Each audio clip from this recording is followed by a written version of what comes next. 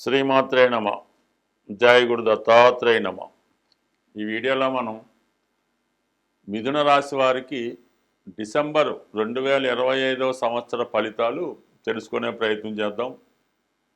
మరి ప్రధానంగా డిసెంబర్ నెల మిథున రాశి వారికి చాలా ముఖ్యమైనటువంటి మార్పులు తీసుకురావడం జరుగుతుంది. ఇప్పుడు శని దశమ స్థానంలో ఉంటూ రుజుమార్గంలోకి రావడం జరిగింది. సో దానివల్ల ఏమవుతుందంటే, ఇంతకాలంగా మీరు ఈ ఉద్యోగ సంబంధించిన విషయాల్లో ఇదే ఉద్యోగంలో కంటిన్యూ అవుదామా, వేరే ఉద్యోగంలోకి మారదామా అన్న సందిగ్ధంలో కొంతమంది ఉండడం జరుగుతుంది. ఇది ఖచ్చితంగా ఈ నెలలో మీకు డిసైడ్ చేయడం జరుగుతుంది. ఉద్యోగంలో మారడం కానీ, లేదంటే కొత్త ఉద్యోగం చూసుకోవడం కానీ జరిగే అవకాశం ఉంది. ఎందుకంటే శని భగవానుడు దశమ స్థానంలో చాలా వరకు రుజుమార్గంలో బలవంతుడై ఉండడం, అష్టమాధిపతి దశమంలోకి ఉన్నప్పుడు జాతకుడికి కొన్ని అదనపు బాధ్యతలు వస్తూ ఉంటాయి. చాలా విపరీతమైనటువంటి వర్క్ చేస్తూ ఉంటాడు. తన వర్క్తో పాటు పై అధికారులు చేయవలసిన పని కూడా తనే చేస్తుంటాడు. కానీ దానికి తగ్గ ఫలితం అయితే రాదు. ఫలితం ఇస్తామని చెప్తూ ఉంటారు. ఈ సమయంలో మీకు అది కన్ఫర్మ్ అయ్యే అవకాశం ఉంది. అంటే మీరు ఏదైనా ఒక పోస్ట్లో టెంపరీగా ఆన్ డ్యూటీలో ఉంటే అది మీకు కంపల్సరీగా కన్ఫర్మ్ అవుతుంది. కంపల్సరీగా మీ యొక్క హోదా కూడా పెరిగే అవకాశం ఉంది. అయితే యాజిటీజ్గా వర్క్ మాత్రం చాలా అధికంగానే ఉంటుంది.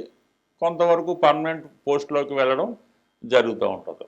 సో అలాగే ప్రస్తుతం గురుగ్రహం అంటే మనకి దశమాధిపతి గురువు.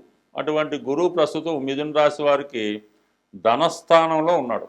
ధనస్థానంలో ఉండడం వల్ల ఏమైందంటే వృత్తిరీత్యా ఆదాయం అది వస్తూ ఉంటుంది. అయితే వక్రగమనంలో ఉండడం వల్ల తిరిగి డిసెంబర్ 5వ తారీఖున మిథున రాశిలోకి ప్రవేశిస్తున్నాడు. ఈ కారణం వల్ల ఏంటంటే మీ యొక్క క్వాలిఫికేషన్కి తగ్గట్టుగా కొత్త ఉద్యోగం రావడం కానీ, అదనపు హోదా రావడం కానీ జరిగే అవకాశం ఉంది. మీరు కూడా చాలా కాన్ఫిడెన్స్గా వర్క్ చేస్తారు. వర్క్లో చాలా సిన్సియారిటీ ఉంటుంది. చాలా పర్ఫెక్ట్గా చేస్తారు. అధికారుల మన్నలను కూడా అందుకోవడం జరుగుతూ ఉంటుంది. అలాగే మరి బుధగ్రహం, ఈ రాశ్యాధిపతిగా ఉన్నటువంటి బుధుడు కూడా ఇప్పుడు ప్రస్తుతం 6వ స్థానంలో వక్రగమనంలో ఉండడం జరుగుతుందన్నమాట. ఈ వక్రగమనంలో ఉన్నటువంటి బుధుడు జాతకుడికి తన ప్రతిభ విపరీతంగా పెంచుకునే ప్రయత్నం చేస్తూ ఉంటాడు. చాలా కొత్త కొత్త విషయాలు తెలుసుకోవడం జరుగుతూ ఉంటుంది. అయితే అక్కడ ఉన్నటువంటి కుజగ్రహంతో కలియటం వల్ల అంటే ఏదైనా మీరు ఒక పదవికో ఒక ఉద్యోగానికో ప్రయత్నం చేస్తున్నప్పుడు విపరీతమైనటువంటి పోటీ ఏర్పడుతూ ఉంటుంది. అంటే మీకు పోటీలో కూడా మీకు కావలసిన వాళ్ళే, మీ దగ్గర వర్క్ చేసుకున్న వాళ్ళే ఆ విధంగా మీకు పోటీలోకి రావడం జరుగుతూ ఉంటుంది. ఎవరు ఎంతమంది పోటీ పెట్టినా కూడా అంతిమ విజయం మీకే రావడం జరుగుతూ ఉంటుంది. అంటే మీరు ఒక వ్యాపార రంగంలో ఉన్నా, ఉద్యోగ రంగంలో ఉన్నా, ఏ రంగంలో ఉన్నా సరే ఈ పోటీ ఎక్కువగా ఉంటుంది. దాంట్లో సక్సెస్ కూడా మీకు రావడం జరుగుతూ ఉంటుంది.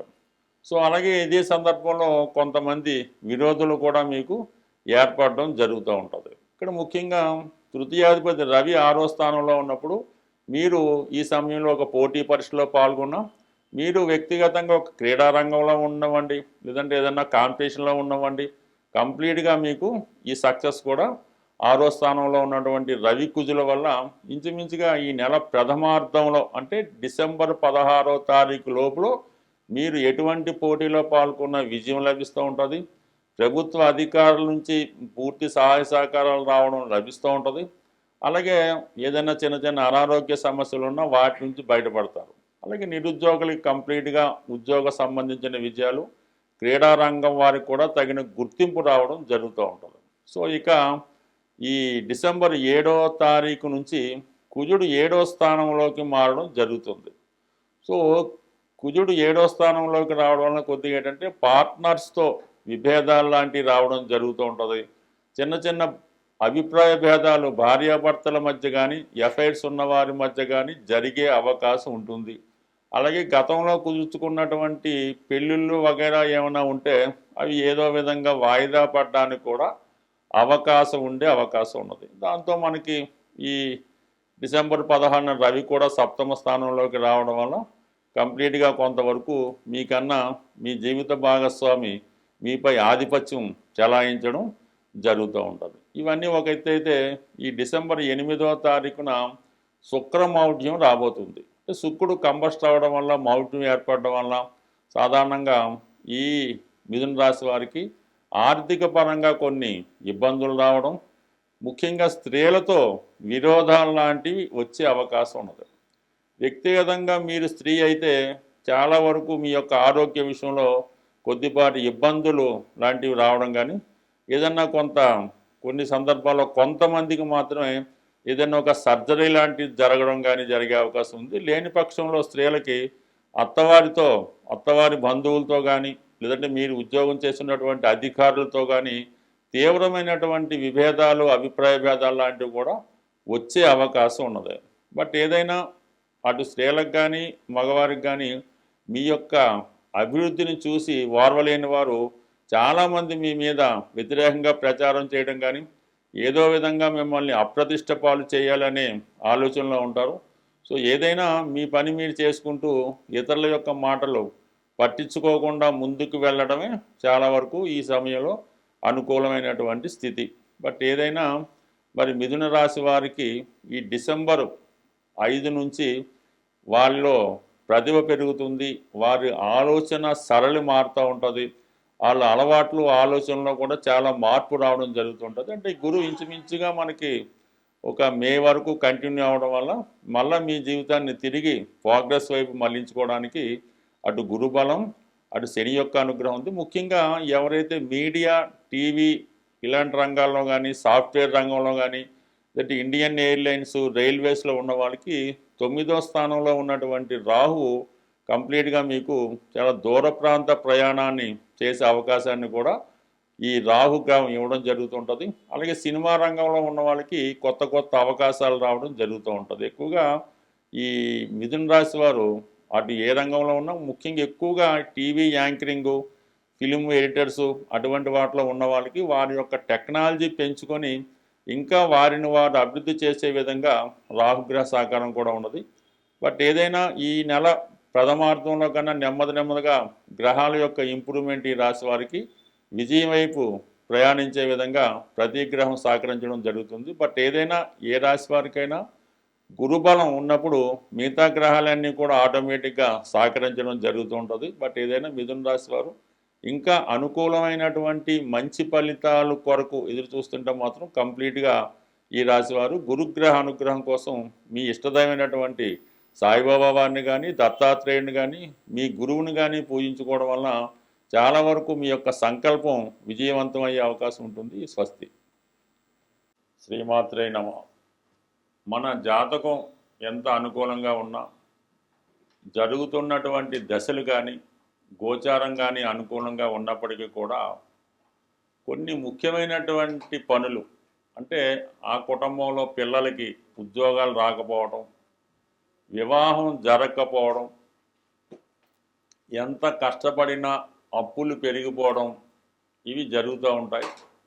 దీనికి వాస్తుపరంగా కూడా ఉన్నటువంటి దోషాలు చాలా వరకు ఆ కుటుంబం మీద ప్రభావాన్ని చూపడం జరుగుతూ ఉంటుంది.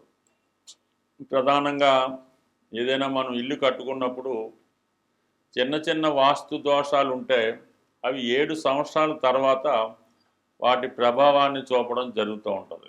మేజర్ దోషాలు లాంటి ఏమైనా నైరుతి దోషాలు అలాంటివి ఉంటే ఇల్లు కట్టిన 6 నెలల తర్వాతే వాటి ప్రభావాన్ని చూపడం జరుగుతూ ఉంటుంది. సో ఏదైనా మనకి ఈ దీర్ఘకాలిక సమస్యలు పరిష్కారం అవడం లేదనుకున్నప్పుడు కంప్లీట్గా వాస్తుపరంగా ఉన్నటువంటి దోషాలు కూడా సరిచేసుకుంటే ఈ ప్రధానమైనటువంటి సమస్యలు పరిష్కారం అవుతుంటాయి. ముఖ్యంగా సాధారణంగా చిన్న సమస్యగానే కనబడుతుంటుంది. ఈ గృహంలో వాయువ్య దోషం ఉండడం వల్ల, అంటే వాయువు మూసి ఉండడం, వాయువులో టాయిలెట్లు, వాయువులో బరువులు పెట్టడం, ఇవి పెట్టడం వల్ల ఎవరైతే వ్యాపార పరంగా చేస్తున్నారో వాళ్ళ వ్యాపారం నెమ్మదిగా దివాలా తీయడం, అప్పులు పెరిగిపోవడం, ఎవరినైతే నమ్మి మీరు మీ వ్యాపారంలో మీ చేదోడు వాదోడుగా ఉంటారని పెట్టుకుంటారో, అది తమ్ముడు అవ్వచ్చు, బామ్మర్ది అవ్వచ్చు, ఇంకోటి అవ్వచ్చు, వాడు నెమ్మదిగా వాడి చేతి వాటాన్ని ప్రదర్శించి మరి మీ యొక్క వ్యాపారంలో ధనాన్ని మళ్లించడం కానీ, ఈ విధంగా వాడు బాగుపడుతూ మిమ్మల్ని నాశనం చేయడం కూడా జరుగుతూ ఉంటుంది. ఇది అంతటికీ కూడా వాయువ్య దోషం కారణమవుతూ ఉంటుంది. అలాగే ఉద్యోగస్తులు కూడా చాలా వరకు లంచాలు తీసుకొని పట్టుబడడం, జైలు పాలవ్వడం కూడా ఈ వాయువ్య దోషం వల్ల అవకాశం ఉంటుంది. చాలా వరకు ఆ కుటుంబంలో మనసు స్థిమితం లేని మానసిక వికలాంగులు కానీ, అలాగే ఇంటి మీద శ్రద్ధ లేకుండా గాలికి తిరుగుతున్నట్టు ఉన్న అది వాయువు దోషంగానే భావించి ఈ వాయువ్య దోషాన్ని సరిచేసుకోవడం వల్ల అటు వ్యాపారం పుంజుకుంటుంది, కుటుంబంలో ఏ పని పాట లేకుండా ఉన్నవాళ్ళు పని మీద శ్రద్ధ పెంచుకుంటారు. అలాగే కొద్దిగా మెంటల్ ఇన్బ్యాలెన్స్ ఉన్నవాళ్ళు కూడా వారి సామర్థ్యాన్ని పెంచుకొని బాగుపడే అవకాశం ఉంది. కాబట్టి ఎంతో ఖర్చు అవుతుంది, కానీ ఒకసారి ఇటువంటి ప్రధాన సమస్యలు ఉన్నప్పుడు మంచి వాస్తు సిద్ధాంతం చూపించి వాస్తు సరి చేసుకోవడం మంచిది. లేదు అది వాస్తు సరి అవ్వదు, అది న్యాచురల్గా ఏర్పడింది అన్నప్పుడు వేరే ఇంట్లోకి మారడం వల్ల కూడా మీరు దీని నుంచి బయటపడవచ్చు. అయితే వాస్తు ప్రభావం అనేది ఇమీడియట్గా మాత్రం చూపించదు, నెమ్మది నెమ్మదిగా దాని ప్రభావాన్ని చూపిస్తుంది. బట్ ఏదైనా మాత్రం ఫలితం మాత్రం పక్కాగా మంచిగా వచ్చే అవకాశం ఉంటుంది. అందువలన ఎంత గోచారం బాగున్నా జాతకం బాగున్నా వ్యాపార పరంగా నష్టాలు నిరుద్యోగ సమస్యలు ఉంటే కంపల్సరిగా ఈ వాయువు దోష ప్రభావం అక్కడ ఉందనే చెప్పచ్చు. ఏ కుటుంబంలో అంటే ఏ గృహంలో వాయువు దోషం ఉంటుందో అక్కడ ఆగ్నేయ దోషం ఉంటుంది. ఈ ఆగ్నేయ దోషం వల్ల ఏంటంటే స్త్రీలు ఎక్కువగా చెప్పిన మాట వినకపోవడం, అమ్మాయిలకి పెళ్ళిళ్ళు అవ్వకపోవడం, భర్తకి వ్యసనాలు ఇవన్నీ జరిగే అవకాశం ఉంది. కాబట్టి ఎక్కువగా వాస్తును కూడా సరి చేసుకుంటే జీవితం కూడా సెటిల్ అయ్యే అవకాశం ఉంటుంది. బట్ చిన్న చిన్నగా వాస్తుకి అయితే పెద్దగా ఏం పరిహారాలు ఉండవు, పరిహారం అయినా పెద్దగా పనిచేయదు. దానికి శాశ్వతంగా ఆ వాస్తు సమస్య సరి చేసుకుంటేనే వాస్తు సరి అవుతుంది. మనం నివసిస్తున్నటువంటి గృహం సరైనటువంటి వాస్తు విలువలతో ఉండి నియమాలు పాటిస్తూ ప్రతిరోజు పూజ పునస్కారాలు చేసుకుంటే మన జాతకం కూడా మంచిగా తన ప్రభావాన్ని చూపించే అవకాశం ఉంది. బట్ ఏదైనా ఇల్లు ముఖ్యం, వాస్తు ముఖ్యం, ఇల్లాలు ముఖ్యం, అలాగే మన అదృష్టం కూడా ముఖ్యం. బట్ ఏదైనా మన ప్రయత్నం బట్టి ఫలితం సాధించవచ్చు. ఏదైనా నమ్మిన వాళ్ళకి నమ్మనంత, నమ్మకపోయిన వాడికి ఏ ఇబ్బంది ఉండదు. బట్ ఏదైనా జీవితంలో బాగుపడాలి అనుకున్న వాళ్ళు దీన్ని ఒక్కసారి సరి చేసుకుంటే 100% మీ జీవితాల్లో మార్పు అన్నది తప్పక వస్తుంది. స్వస్తి.